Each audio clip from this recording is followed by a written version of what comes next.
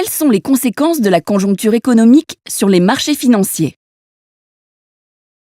Lorsque vous investissez sur les marchés financiers, par exemple dans le cadre de votre contrat d'assurance vie, vous pouvez constater que les performances de vos supports libellés en unités de compte fluctuent, que ce soit les supports actions, obligataires, immobiliers ou monétaires.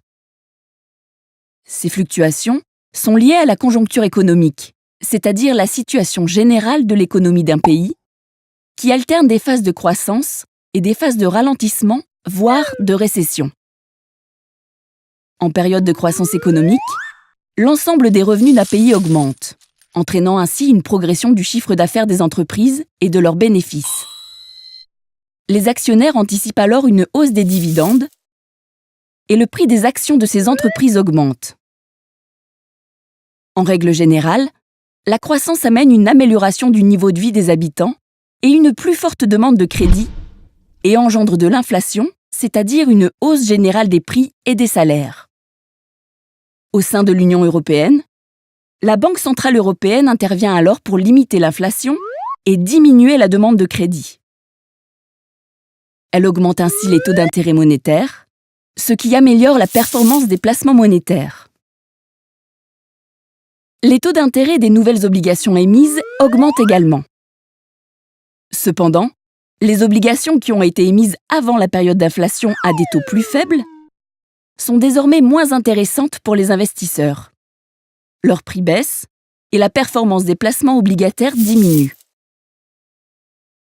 La rentabilité des placements immobiliers progresse quant à elle, car l'inflation engendre une hausse des loyers qui compense en général l'effet négatif de la hausse des taux. À l'inverse, en période de récession et de désinflation, les entreprises voient leurs bénéfices diminuer. Cela a pour conséquence de réduire l'intérêt des actions et la valeur de ces placements. Pour faciliter l'accès au crédit et relancer l'économie, la Banque centrale européenne baisse ses taux d'intérêt. La performance des placements monétaires se trouve alors mécaniquement en baisse. Les taux d'intérêt des nouvelles obligations émises diminuent et les prix des obligations déjà émises à des taux plus importants augmentent. Les investisseurs privilégient alors ces dernières.